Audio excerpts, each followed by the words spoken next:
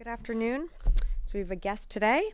Today, Dr. John Plumb, Assistant Secretary of Defense for Space Policy, is here to announce the release of the department's Commercial Space Integration Policy.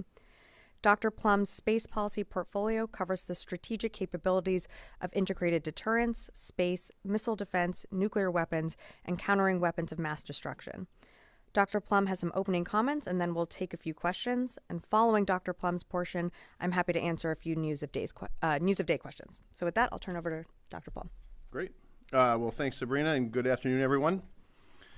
Today, I'm proud to announce the release of the department's first ever commercial space integration strategy.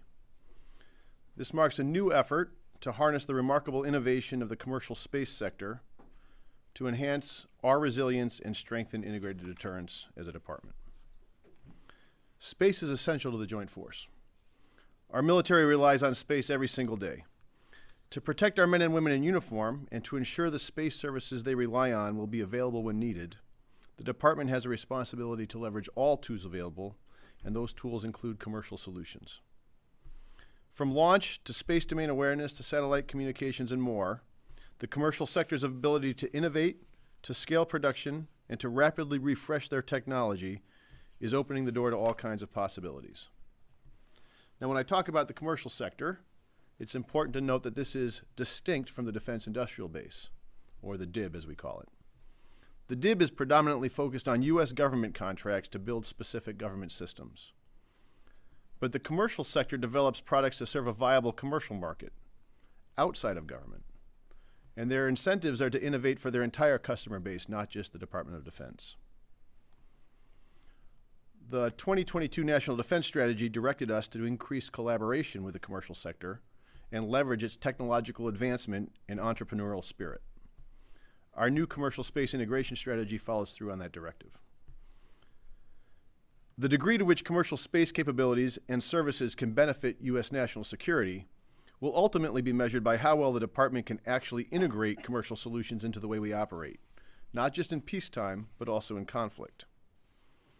And to do this, as Secretary Austin has written in the foreword to the strategy, the DoD will need to eliminate the structural, procedural, and cultural barriers to overcoming legacy practices and preconceived notions of how the commercial sector can support national security. Now, rolling this out, it's been a lot of work to get here. Over the last year, my team has engaged directly with space stakeholders across the department, across the interagency, and with commercial space entities of all sizes.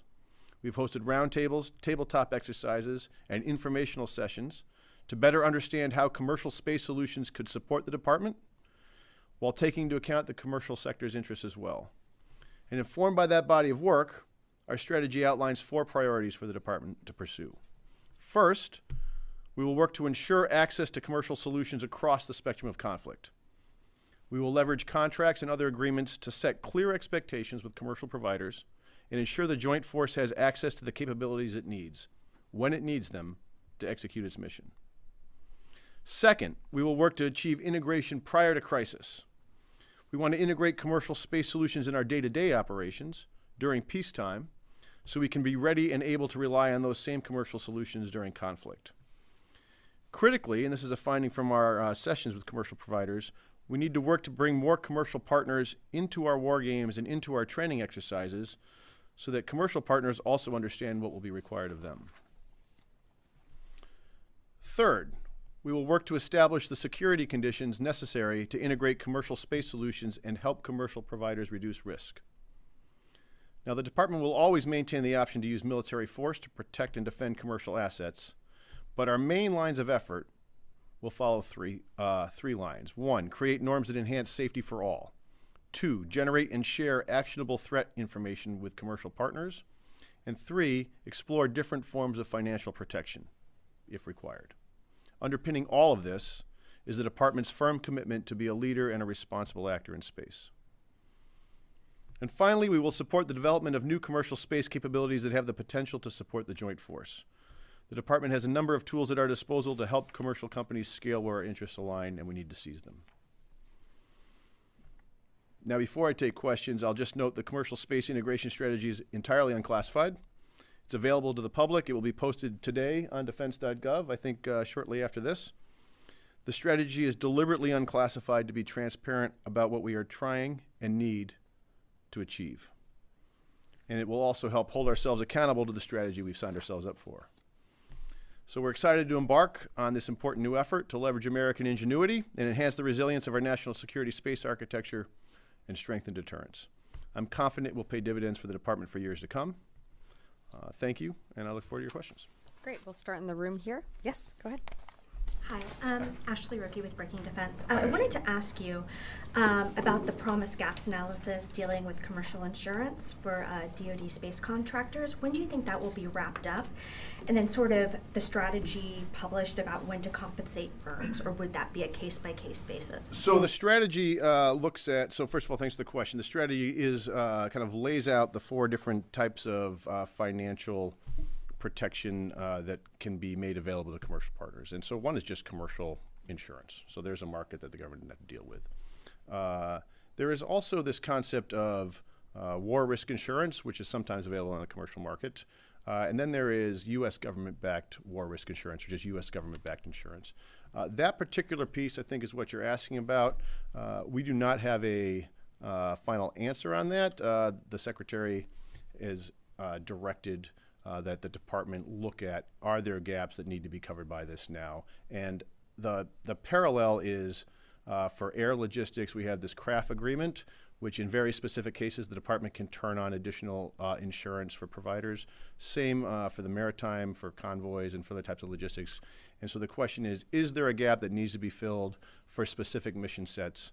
And I think the most important thing to take away is, in any case, and whatever thing we end up with, if we do end up in that space, it is only when the government turns that on. And so what we're going to look at as our primary means of ensuring that kind of de-risking is through the contract with the company itself. Thanks, and I wanted a quick follow-up. You mentioned different stakeholders. Did you work with ODNI on this, or should we be expecting different strategies to come out from the intelligence community? So there are many components of the IC that have kind of dual hat that also work with the department and the IC. So certainly NGA and NRO part of this, and ODNI is aware of it. If NRO has its own commercial strategy for buying electro-optical, so they all nest sort of under this OSD piece. They're all work together. They're not at odds with each other in any way.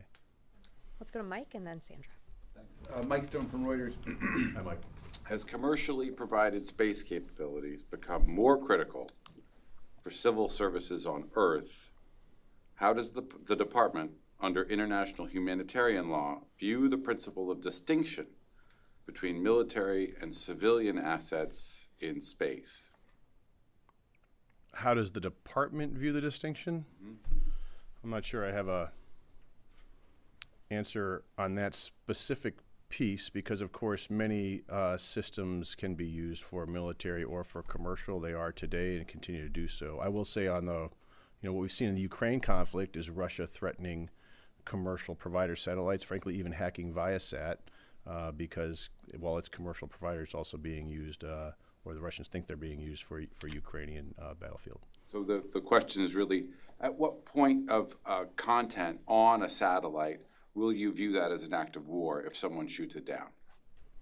Is it just a little bit, or if you're doing I can't get into hypothetical red lines, but I understand your question. It's a good question. I think I'd have to ponder that one for a bit, Mike. That's not one that I've considered before. Sandra. Thank you. Mr. Secretary, Sandra Irwin, Space News. On your point about what the Secretary wrote in the report about the cultural impediments and the institutional problems or issues, how do you change that? I mean, the report really doesn't get into that problem. So what are your thoughts on how you would change that? So I don't want to undersell how hard that could possibly be, but I do think right now it's very clear across the department that the commercial sector has ability to move at a faster speed than we can move in many ways, and is bringing innovation in ways that maybe don't match our normal pace. We need to hold ourselves accountable. Frankly, one way to do that is to come back to the Secretary perhaps on an annual basis, et cetera, to say, hey, here's what we're doing, here's how we're making progress, here's where there's stumbling blocks and hurdles. So we have to have an internal process to make sure that we do keep doing this. That's one thing I intend to do through kind of the ASD for Space architecture we've set up, the Space Warfighting Activities Group, just to make sure that we are staying true to this strategy. Is that something that you discussed with Absolutely. the companies, and they do they? Or with the companies, or with the department? Yes. With the companies, I think the value of this being unclassified as the companies will also be able to use this and say, look, this is a thing you've signed up for, so how can I benefit national security? Can we work together? I think it's very powerful on both sides, not just on the department side. One more in the room here. Hi, I'm Kayla Easley with Defense Scoop. Thanks for your time, sir. I was just hoping maybe you could clarify the differences between this strategy and the one currently under development by the Space Force, as well as maybe how these two will support one another. Sure, and frankly, I just had a long talk with General Saltzman about this, so I'll just say we're very much aligned. This is department-wide strategy, a little bit more of policy focus, and overall, I think, I hope his strategy will follow in the near future, and I think it is a little bit more focused on service-specific, acquisition-specific, and frankly, how he, as a service chief, wants to see his military service take this on and address it. Great, and we will go out to the phones. Tony Capaccio, Bloomberg. Hi, sir. Thanks for doing this. Two quick questions.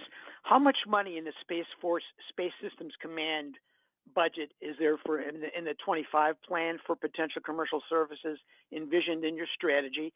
And two, what commercial companies can you point to at this point as capable of performing this SAM mission, this Space Services Assembly Logistics Manufacturing mission?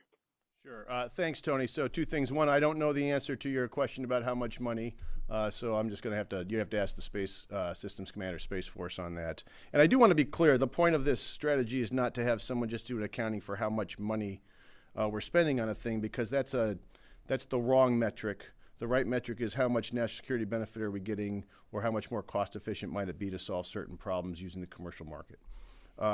But then your second question, so in the strategy we have these 13 different mission areas laid out, and we distinguish between those mission areas that are primarily government, which means mostly it's government function, and some commercial sector solutions might help it. There's hybrid, where it's more of a 50-50, some government, some commercial, and it could be pretty much even Stevens, and then primary commercial. And out of those 13, the only one that's clearly primarily commercial right now is Space Force designation here, but SAML, which is Space Access, Mobility, and Logistics. And Space Access is launch, Tony. So SpaceX, Firefly, Rocket Lab, all these different companies that are doing commercial launch, that's where the commercial sector clearly can provide services. On mobility and logistics, I'm only aware of one kind of fully functioning company, that's Space Logistics, that can do kind of on-orbit servicing right now. There are more coming. And then the ISAM piece is not even a mission area for us yet. It is emerging, and is clearly emerging mainly in the commercial market, which is on-orbit assembly generally. So. Great, thank you. And our last question is from Shelley Mesh, Inside Defense.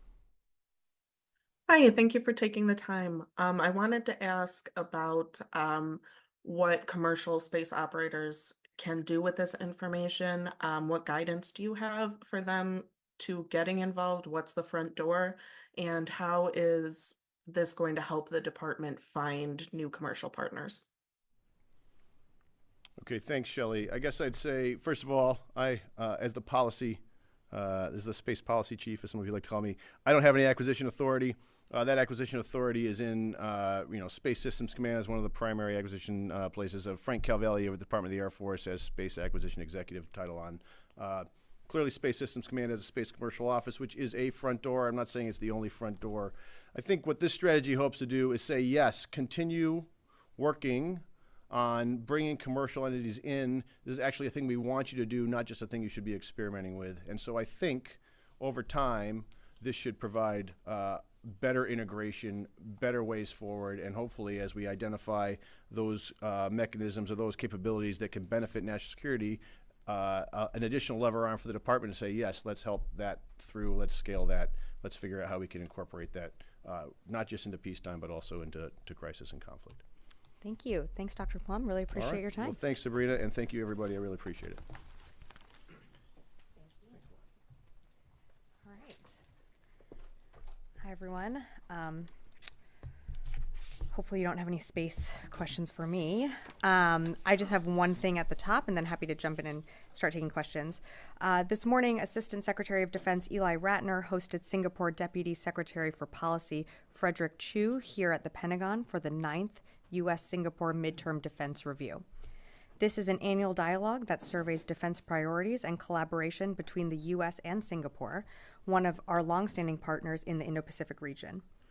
The officials discussed a range of topics to include maritime domain awareness, emerging technologies, force posture initiatives, and training opportunities. A readout of the meeting will be published later today online, and with that, I'm happy to jump into questions. So, Tara. Hi, Sabrina. I have a couple on Israel-Gaza. First, is the Pentagon concerned that Israel's strike against the Iranian consulate is going to increase the risk to U.S. troops in both Iraq and Syria? There has been a quiet period, I guess, where it looks like Iran had directed the proxies not to strike. But is that over now, or is the Pentagon concerned about that?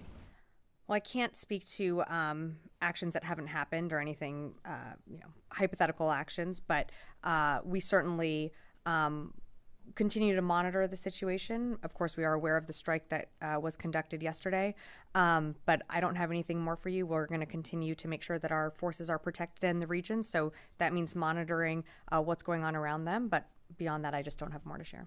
Okay, and then on the World Central Kitchen strike, has Israel reached out to you to assure you that the weapons used to kill the World Central Kitchen aid workers were not provided by the U.S.? So on that first, I think just it should be very clear that our hearts go out to those who lost their lives in that strike. These are humanitarian aid workers who are providing life-saving aid to Palestinians in Gaza. And the Israelis have taken responsibility for that strike. They are conducting an investigation. There have been conversations at different levels from the department with Israeli counterparts. I don't have more to share for you on the weapons that were used, but we are certainly engaging with the Israelis. As you know, the secretary regularly engages with Minister Gallant. I don't have a call to preview just yet, but when they do speak, I'm sure this will be something that comes up in conversation. But we certainly welcome that the Israelis have opened up an immediate investigation into the incident. Does it change circumstances, particularly for the U.S. providing weapons, if it turns out that the weapons that were used to kill these aid workers were actually U.S. provided weapons, though? Well, again, I'm not going to get ahead of the investigation that the Israelis are conducting. We've been very clear from the beginning, since the war started, since the Israelis conducted operations within Gaza, that they need to do everything possible to preserve innocent lives, Palestinian lives, the lives of humanitarian aid workers going in every single day, providing this type of care and service. And they need to uphold those humanitarian laws. And that's something that, you've seen in every single readout that we put out as well with the Secretary and Minister Gallant. So we're going to keep having those conversations. We're going to keep reiterating that. Just last, sure. Does this further complicate getting the pier constructed? Does it show just how potentially dangerous and deadly it could be for anyone that's going to distribute aid that comes into that pier? Well, it's certainly something that we take into consideration when we're talking about our forces that are going in to set up the pier. Now, we have received assurances. The chairman spoke to this. You've seen other people across the administration also speak to this as well, that the Israelis have committed to providing some type of security for our forces, along with we expect other nations to also play a role in that. I don't have more to provide at this time, but there's no higher priority than the protection of our forces. That is something that the Secretary and the President take very seriously, and they will be protected when they begin to start setting up the JLOTs. Carla. Thanks. Her last question was one of mine, but I'll follow up on that. Okay. Can you give us any sort of update on the pier construction? Do we have any more finite ideas about when this will start? No, unfortunately. I know that you want an exact date. Look, we announced this. We said within 60 days from when we announced, so we're looking, late April, early May. I believe that's somewhere in the 60 days. I'm not looking at a calendar here. We're still on track to meet that deadline, we believe, or that timeline that we set. And the ships are continuing underway. But when we have more details of when that construction starts, we'll be providing an update. Okay, thanks, Sabrina. And Sure. then just two clarifications. The U.S. did not conduct a strike in Damascus. The U.S. did not conduct a strike in Damascus. I would refer you to the Israelis to speak to their strike. And then, can you confirm that no attack has occurred on U.S. ground forces in the Middle East over the last month? That's correct. If you're referring to an engagement that happened at Al-Tanf Garrison yesterday, a drone was shot down by the base, but we do not believe the base or U.S. or coalition forces were the intended target. The drone was traveling in the proximity of the base, and the base did engage that drone, but we do not assess right now that that was an attack on U.S. forces. Joe. Do you guys know the origin of that drone, where it came from, or have you any attribution? I mean, we have believe is probably launched by an IRGC-backed group, but I don't have an attribution for the drone. In Iraq or Syria, can you know? All right, and then I have, have there been any force posture adjustments in the aftermath of the Israeli strike in Damascus yesterday? I wouldn't get into any force posture projections or changes just for the security of our own forces. Again, we will always take whatever we need to do to protect our forces, but I just don't have anything to announce. Can you say if anybody in DoD was contacted by the Israelis before, during, or after this strike? Were you guys notified? We were not notified about the strike in Damascus. Yeah. We were not notified by the Israelis about their strike or the intended target of their strike in Damascus. Yes. Hi. Well, shouldn't the Israelis have notified you, given this does have a clear implication for the safety of U.S. personnel in the region? All I can tell you is that we were not notified about the strike prior to the strike happening. Pentagon seems remarkably unconcerned. I mean, this has an implication, though, on That's your characterization. That's not mine. One question on the pier, though. I asked once before whether assurances had been received from the Israelis. I mean, you talked about assurances for the safety of U.S. forces, but what about the safety of the aid workers unloading supplies from the pier? I asked General Ryder whether the U.S. had asked for assurances that they wouldn't be fired upon, and he said they hadn't. But now with this latest attack, and we now have, as Haaretz in Israel is reporting, the drone methodically shot each one of these cars, making sure everyone was dead with full visibility on a convoy, aid convoy, cleared with the Israeli military. They made sure everyone was dead in it. Isn't it time now to ask for assurances that humanitarian workers removing supplies from this pier will not be fired upon, even if there's clear visibility? I think we've been very clear, and at the top when I was addressing Tara's question, we were very clear that we don't want to see humanitarian aid workers targeted. These are heroes going in to Gaza, putting their lives on the line, getting life-saving aid, whether it be medical or or food aid, into Gaza to Palestinians. We certainly don't want to see any humanitarian organization or worker targeted. In terms of assurances, all I can speak to right now are our forces. What happens when the aid convoys come off the pier and go into Gaza? Again, we don't want to see any humanitarian aid worker or the distribution of aid targeted. We are working with partners in the region, NGOs, to figure out how that aid is distributed. Has this complicated those negotiations? I mean, who will want to do this now?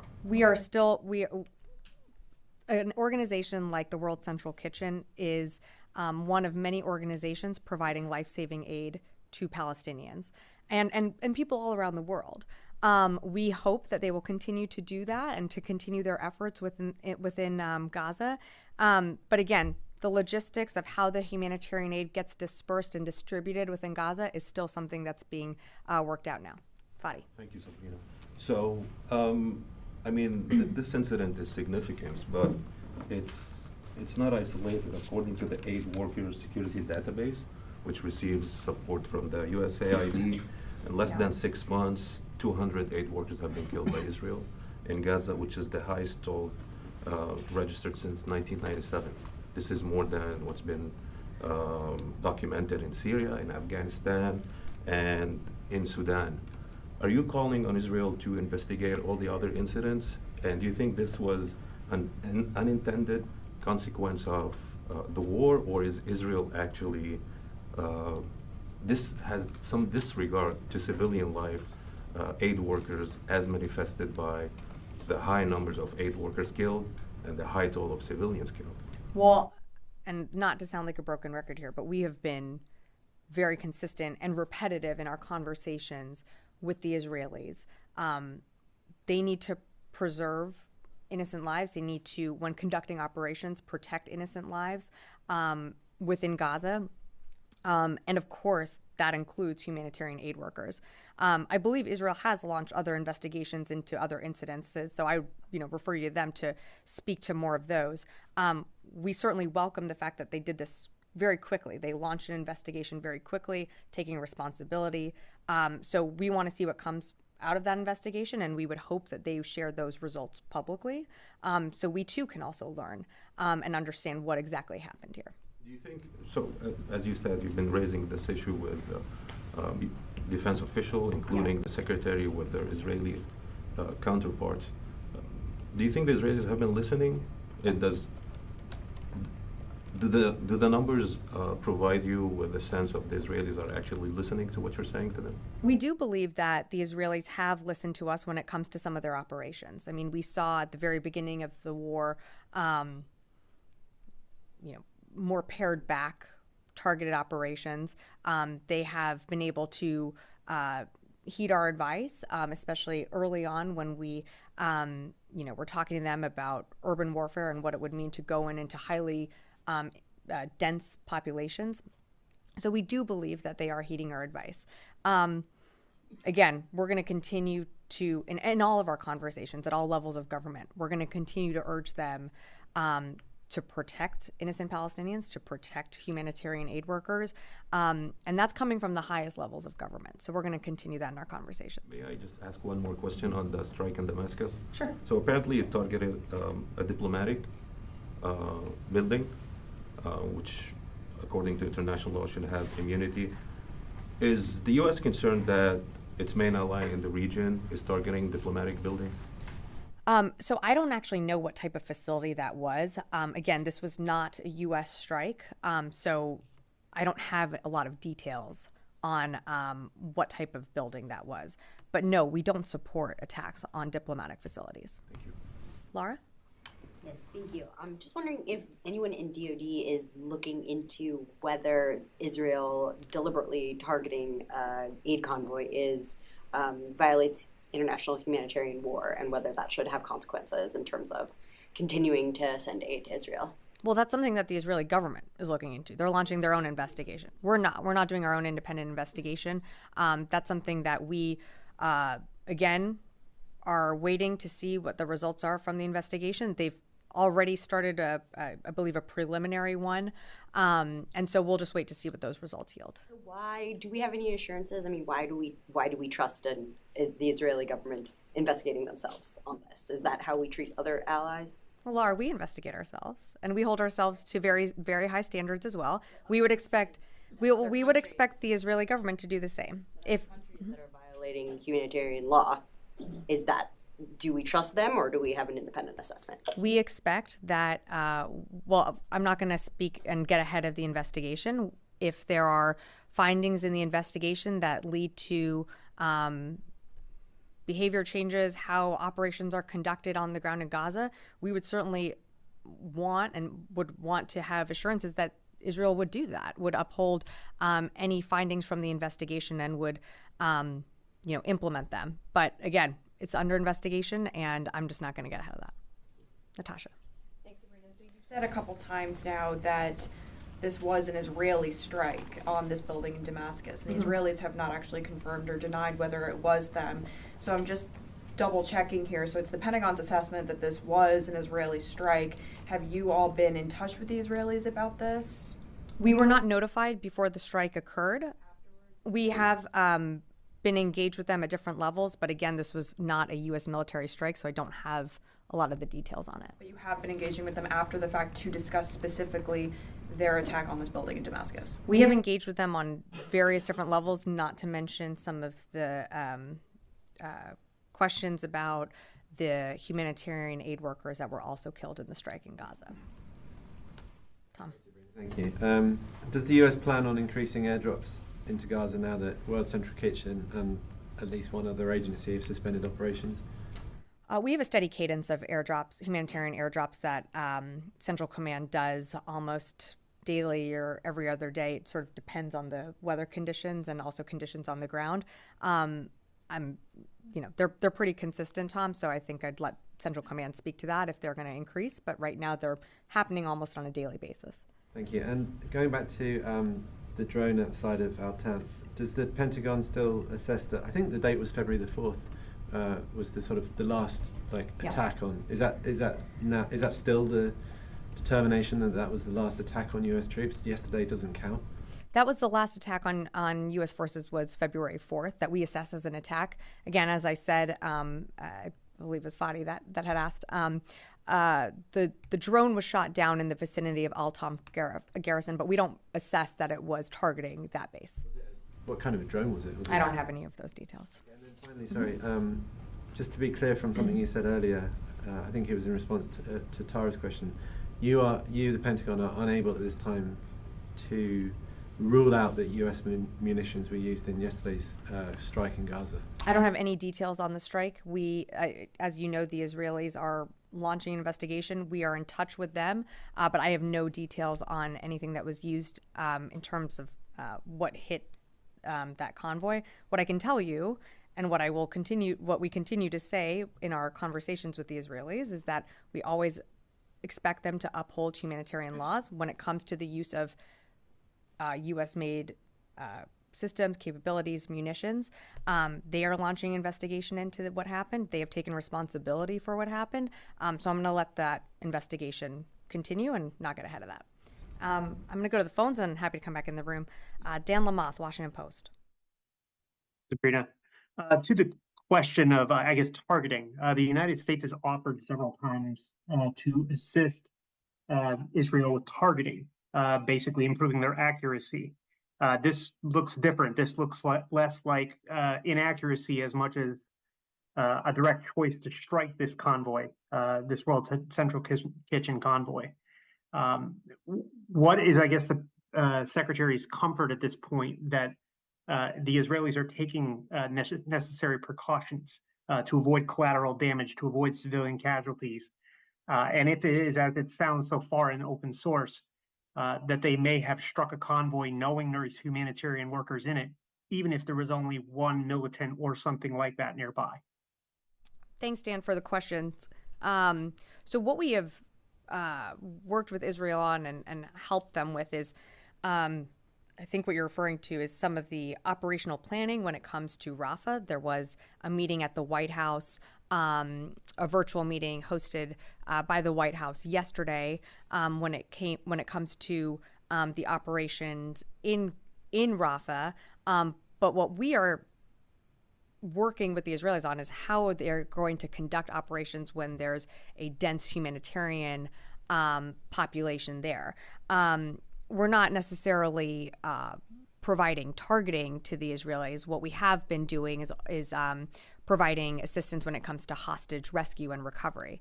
In terms of assurances when it comes to protecting innocent Palestinian lives, the lives of aid workers going in to Gaza, it's something that every single call, conversation from the secretary's level on down through this building, we are focused on. It comes up in every single meeting, and we are going to continue to press the Israelis to uphold those humanitarian laws to ensure that they are doing everything possible to protect innocent lives in Gaza. I will take another one from the phone. Idris, Reuters. Hey, Sabrina. So I think in every readout that you put out, and I think even after the Secretary met Minister Gallant, you talk about the importance of civilian casualties and how the Secretary brings it up with his counterpart. Is he a bit frustrated and maybe even embarrassed that even after his pleas, the Israelis continue these sort of actions that risk and kill civilians and are somehow increasing the number of civilians they've killed in the past couple of weeks, even after the Secretary met him? So is the Secretary frustrated, and does he believe it's worth pushing the Israelis, since they don't seem to be actually decreasing, they actually seem to be increasing civilian casualties over time? Thanks for the question. The Secretary has voiced his concerns publicly and privately with Minister Gallant over his concerns on how innocent civilians within Gaza are being protected as the IDF continues their operations. I'm not going to go further into their conversations, but these conversations have been very direct. They've been quite candid, and they continue to engage on an almost weekly basis, as you well know, Idris. And so I'm just going to leave it at that. Yeah. Thank you. Yesterday, the NSC announced that there would be an upcoming talk between Secretary Austin and the PRC. Yeah. Curious if you can add any more details, schedule, purpose of call, and then is the Secretary planning to travel to the PRC anytime soon? I don't have any travel announcements to make today. I don't have any calls to preview today. I know you were probably not expecting that. But I will say that, we value mill-to-mill communications at the highest levels. It's something that we continue to engage the PRC on. A call has not been set up yet. That's not to say one won't come in the future. I just don't have an exact date for you. Yeah. Yes. Thank you. On the attacks on the consulate, Iranian consulate in Damascus. Yesterday, the Iranian foreign minister, he pushed a post on X, and he said that we send a very important message to the U.S. as a supporter of the Israeli government, and the U.S. Must be held accountable for that. Have you received any notification, any message through the Swiss embassy in Iran from the Iranian government first? And the second, does that this message concerns you that this may fuel up the conflict in Gaza, and this will encourage the Iranian proxy groups to resume the attacks on the U.S. forces in the region? Well, we've made it very clear in private channels to Iran that we were not responsible for the strike that happened in Damascus. I will reiterate, the U.S. had no involvement in that strike, and we had no knowledge about it ahead of time. So I'll just leave it at that. Yeah. Okay, you are not involved in the attack, but are you expecting more attacks on U.S. forces in the Middle East after the Israeli attacks? I don't have a crystal ball to predict attacks on U.S. forces. So don't you believe that such kind of airstrikes will escalate the region? Well, we certainly don't want to see escalation in the region. Again, what we have done in the region is position U.S. forces to send a message of deterrence. We continue to engage through diplomatic channels, so we don't see tensions rise in or continue to rise in the region. We certainly don't seek escalation. And I know we've had conversations about this, but our forces in Syria and Iraq are there for the primary mission to ensure the defeat of ISIS. That is their goal. That is something that we share with the Iraqi government. That is a mission that we share with the SDF. And so we want to be able to continue our mission. And of course, we don't want to see any escalation or tensions rise. Courtney. A couple of quick ones. Sure. On the World Central Kitchen, who in the Pentagon had the conversations with the Israelis about the strike that killed the aid workers? I'm not going to get into specifics, but at different levels of the department, there was an engagement with the Israeli government. So phone calls today? Or phone calls today. I mean, are we talking at Secretary Austin's level, or? I have no calls to read out from the secretary today. But so no. So it wasn't the secretary. It was not the secretary. And then on the strike in Syria, do you expect that the U.S. will have any kind of independent confirmation of who was actually killed there, or are you relying on the reports from the Syrian and Iranian governments? Our initial assessment right now is that it was a few top IRGC leaders. We haven't been able to independently confirm identities, but that is our initial assessment right now. Yeah. And then, I know the answer to this, but I got to ask it. So you just said that we made it very clear in private channels to Iran that the U.S. was not involved. What are those channels, and who's the one on the U.S. side of those channels? Yeah, thank you, Courtney, for the question. As you predicted, I will not get into more specifics on that, but appreciate the question. Goyle and then Louis. Yeah, go ahead. Two quick questions, thank you. I don't know if you can answer about the space or not. My question was about space. You just had Dr. Plumb up here. Thank you. Is there a competition in the space like we have on the arms on the Earth as far as space is concerned? And second, where do we stand as far as U.S.-India space relations are concerned? Because so much have been going on in the past. Yeah, I don't have much more for you on that. We have a good relationship with the Indian government. We don't seek any conflict when it comes to expanding operations or capabilities in space, but competition is something that all nations are looking to expand their capabilities into space, but I just don't have more for you on that. Second, ma'am, as far as cybersecurity attacks are concerned, so much in talk of the town these days, which nations are those who are attacking the cyber attacks in the U.S. and affecting the common normal lives and also the U.S. national security? Look, I don't have any specifics to go into from here. We're certainly, mindful of bad actors who want to attack our cybersecurity infrastructure. We take, precautionary measures. We work with the interagency to ensure that our systems are robust and secure. But beyond that, I just don't have more. Thank you. Louis. You mentioned that the United States reached out to the Iranians. Can you explain why? I mean, I understand the circumstances, but what is the rationale in doing so? To make clear that the U.S. had nothing to do with those strikes. Based on comments that they've made? I mean, what was the prompting for something like this? Again, I think that tensions being high in the region, we wanted to make it very clear in private channels that the U.S. had no involvement in the strike in Damascus, and we did that. And then a separate question back to Natasha's point. Sure. I don't think the Israelis have actually acknowledged that this was their airstrike. So are you saying that this was the United States assessment when you say that there were several IRGC top leaders that were there, that this was an Israeli airstrike? That's our assessment, and it's also our assessment that there were a handful of IRGC top leaders there. Can't confirm those identities, but that's our initial assessment right now.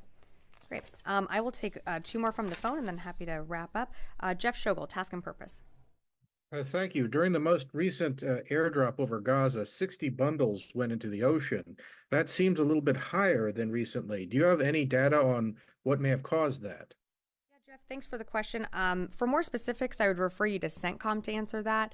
What I can say is that when we do these airdrops, while we always try and mitigate for civilian harm and where these could land, weather is something that we cannot control. And I believe these bundles, unfortunately, when they did deploy, were just drifted into the water and landed into the water. But for more specifics, I would direct you to CENTCOM for that. And last question, Heather, USNI. Hi, thanks so much. Two questions. The first is that it seems that the Houthi attacks in the Red Sea have slowed a bit in the past couple weeks, and I was wondering if there's any speculation or reasoning for why those might have slowed down. And then second, just to go back to the Israeli strike on the aid workers, I know you talked about how they were investigating themselves and that the United States investigates themselves, but does the United States have the same confidence in the Israelis' ability to investigate themselves as they would, say, for the United States investigating themselves?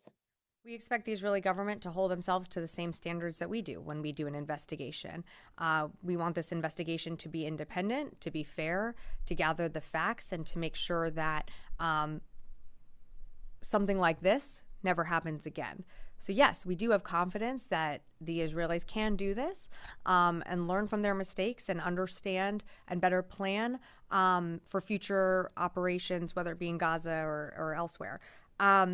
In terms of your first questions on Houthi attacks in the Red Sea, we have continued to engage when we see the Houthis preparing to launch, whether it be, unmanned surface vehicles, UASs at our ships or commercial vessels. I can't speak to the pace. I would direct you to them to speak to why, if they have slowed down.